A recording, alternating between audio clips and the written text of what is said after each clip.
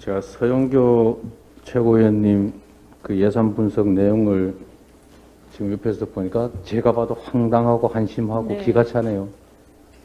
속상합니다, 정말. 그냥 그럴 것 같아요. 네. 예.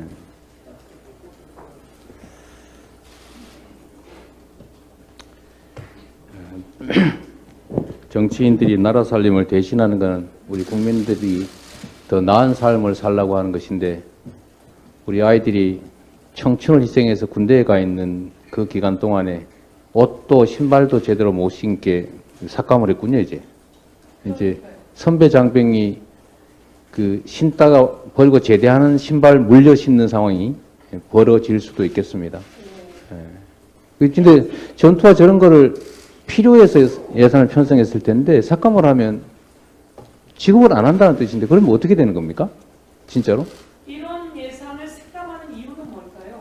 제가 보기에는 이런 예산을 삭감하면 어디 다른데 갑자기 필요한 예산들이 있어서 곳곳에 예산들을 찾아서 삭감하는 건 아닐까. 그런 것 혹시 같습니다. 이런 예산 네. 삭감해서 영빈관에 넣지는 네. 않았을 거다 생각하는데 의심하지 않을 수가 없습니다. 그래서 그 사실 이제 이런 뭐 310억, 21억, 팬티 5억 이런 거 삭감할 필요 없이 아주 간단한 해결 방법이 있습니다. 지금 현재 정부가 낸 예산안 내역 중에 보면 초부자 감세 13조 원 하겠다는 거 아닙니까?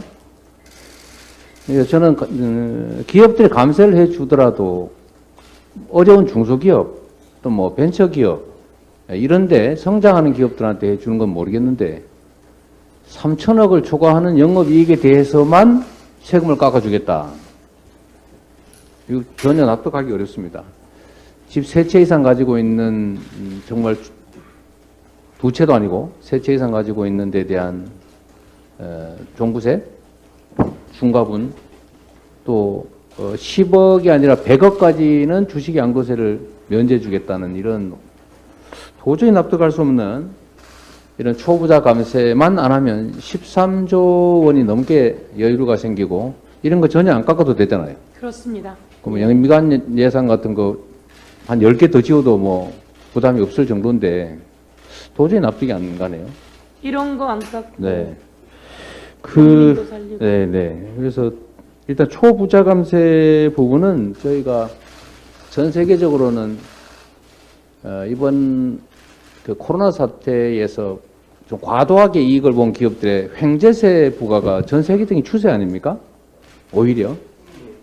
근데 반대로 역행하는 것이어서 우리 국민들이 공감하실 수도 없을 것 같고, 저희가 여러 차례 밝혔던 바대로 이 초부자 감세는 저희가 이제 막을 수 있는 거죠. 저희가 결단하면. 그 원내에서는 지금 어떻게 정리했습니까? 그냥. 이 법안이 향후 이제 기재위, 조세 소위와 그 다음에 예산 그 심사 때 저쪽은 이제 이것을 같이 부수 법안으로 연기하려고 할 겁니다. 그런데 우리 당은 이미 이 초부자 감사 관련해서는 명백히 입장을 밝혔고 저희가 여기는 동의할 수 없다고 했기 때문에 향후 이게 예산이 오히려 이 법안이 통과되지 않으면 그만큼 그 세입이 그만큼 확보되는 거 아닙니까? 네. 이것은 굳이 예산 부수 법안으로 저희가 연기하지 않아도 된다는 이야기를 들었습니다. 그렇기 때문에 저희가 동의 없어도 국가적으로 전혀 문제가 없는 것으로 네. 국가에서는 이렇게 보고 있습니다. 우리 그 원내법에 정책위에서도 마찬가지죠? 네, 이게 저희가 기재위하고 수시로 협의 중에 있는데요.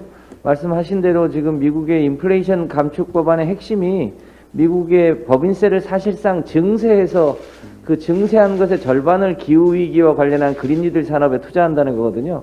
그러니까 기재부가 글로벌 스탠다드라고 하면서 초부자 감세를 하는데 지금 전 세계적으로 오히려 초부자들에게 세금을 더 걷어서 네. 서민들에게 나눠주는 추세라 세계적인 추세랑 정반대로 가고 있어서 이건 반드시 막아야 된다고 생각하고 있습니다. 그래서 저희가 이제 정치에서 중요한 건 신뢰인데, 일방적으로 우리가 주장하는 거하고 또 우리 국민들께 공식적으로 약속드리는 거하고 좀 달라서, 약속드리는 건 반드시 이행을 해야 정치에 대한 신뢰가 생긴다는 거 분명하지 않습니까? 그래서 제가 여러 차례 저는 강조했습니다만 우리가 충분히 다수 의석을 가진 책임 야당으로서 해결할 수 있는 사안이고 좀 논리적이나 아니면 절차 과정상으로 문제가 없다면 이 부분 우리가 초부자 감세는 반드시 이번 정기국회에서 막는다라고 약속을 드려도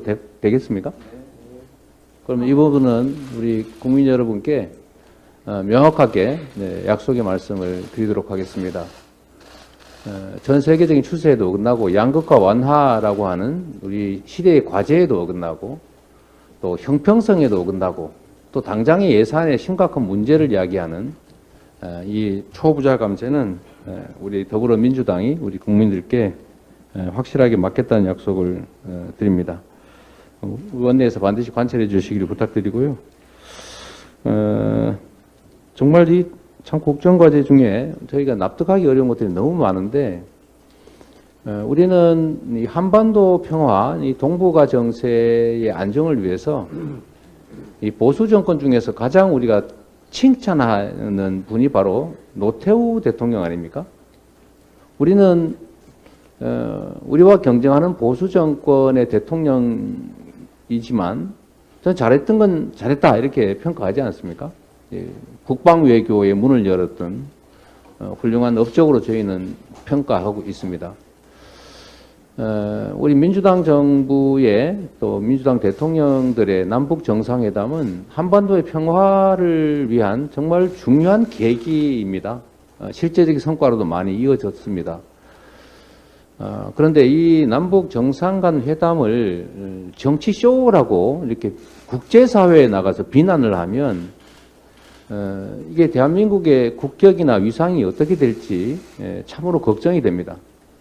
우리 내부 문제를 국내에서 지적하는 것도 좀 과한 측면이 없지 아니한데 해외에서까지 이런 한반도 평화를 위한 성과를 상대 진영이 했다는 이유로 이렇게 과하게 평가하시는 것은 좀 자중하실 필요가 있지 않겠냐는 생각을 합니다.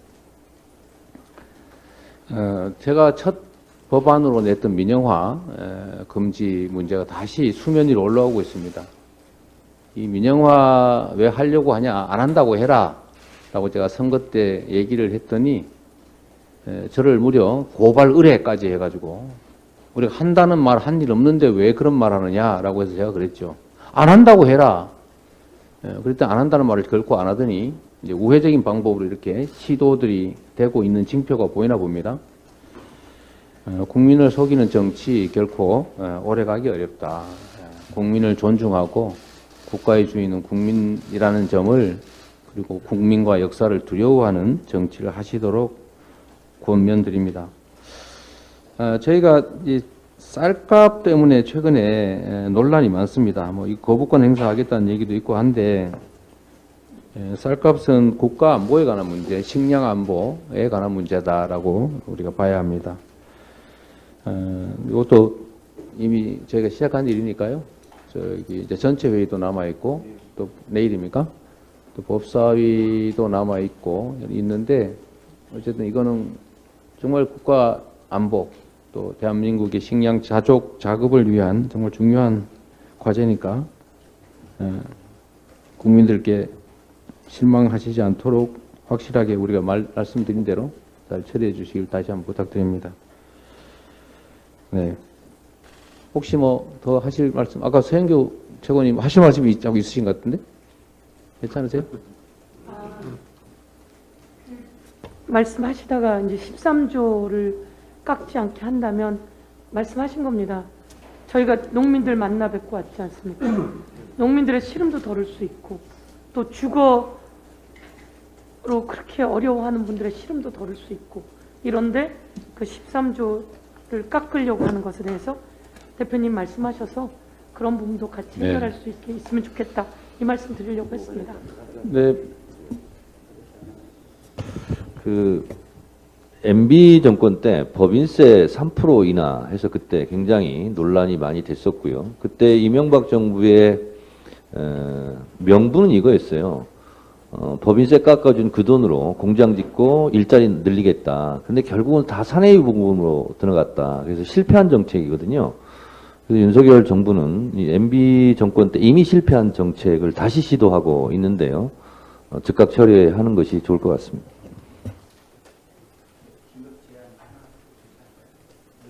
하십시오. 네. 예, 갑작스러워서 예. 지금 우리 전당대회 끝나고 한 3주 정도 경과를 했는데요. 네. 새로운 지도부가 결국 당원들한테 했던 약속을 지키는 모습을 보여줘야 되지 않을까 네. 이런 생각이 들어서 당대표를 비롯해서 우리 최고위원들 5명도 그 전당대회 현장에서 전국 투어를 하면서 여러 가지 제안들을 하지 않았습니까? 네. 그 부분에 대해서 구체적으로 이행을 하기 위한 우리 최고위원 산하에 공약을 달성하기 위한 TF를 좀 만들면 어떨까 이렇게 생각하는데 네. 예, 제안합니다 정식으로. 네, 네. 맞는 말씀이신데, 그죠? 이것도, 그런, 좋은 의견인 것 같죠? 어쨌든 우리가 뭔가 약속을 하면 지키는 모양이 좋은데, 저도 사실 좀 미루고 있던 일이어서, 원래 그거를 우리 장경태 최고위원이 혁신 뭐 이걸 맡으면 하기로 했던 거기도 한데, 그건 그대로 하고, 이제 다른 최고위원들 약속한 것도 있으니까, 네, 그럼 공약을 다 취합해서 실천 TF를 그러면 전당대회 공약 실천 TF 이거를 한번 사무처에서 만들어야 되겠죠? 네, 네, 한번 해서 다 각 캠프별로 조사한 다음에 해주시고요. 그럼 얘기 나온 김에 저희가 정부에 지금 공통 공약 추진위원회 하자라고 하고 있지 않습니까? 대선 소식이 없죠. 그러면은 저희가 이렇게 대선 공약 중에서 공통 공약하고 공통 공약 아닌 우리 공약을 좀 정리를 좀 해가지고 물론 이제 아까 이제 뭐 우리 핵심 입법 과제에 들어 있긴 한데 그래도 우리가 지금 현재 진행 추진하는 정책하고 대선 때 한 약속을 지키는 건 또 다르거든요. 그래서 대선 때 공약들을 중요한 거 공통 공약 지금 저쪽에서 안 받으니까 우리끼리라도 공통 공약 그다음에 우리 독자 공약을 우리 내부의 추진체라도 좀 만들어야죠. 이것도 사실 전당대회 때 약속한 거였어요.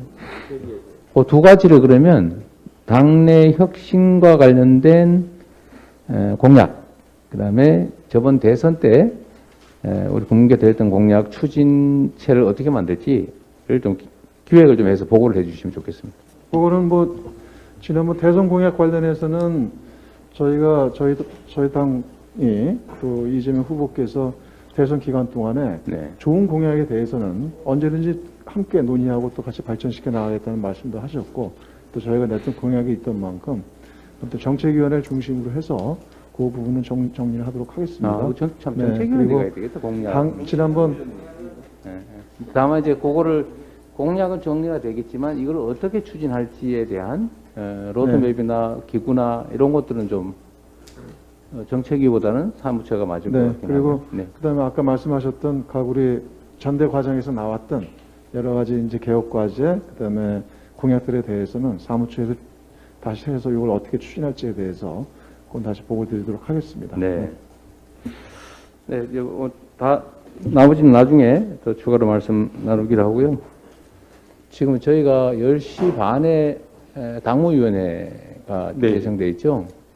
근데 우리 비서실에서 제 일정을 10시에 끝나는 걸 전제로 회관에 갔다가 오는 걸 되는데 그 불가능할 것 같아요. 그 일정 조정을 좀 해달라고 얘기해 주시고 이따가 당무위 끝나고 우리 원단 오찬 전에 잠깐 들렀다 가는 방향을 한번 검토해 보도록 하시죠. 네. 네, 더 이상 의논할 게 없기 때문에 최고위원회 회의를 마치도록 하겠습니다. 회의 종료로 선언합니다. 네, 고생하셨습니다. 네, 수고하셨습니다.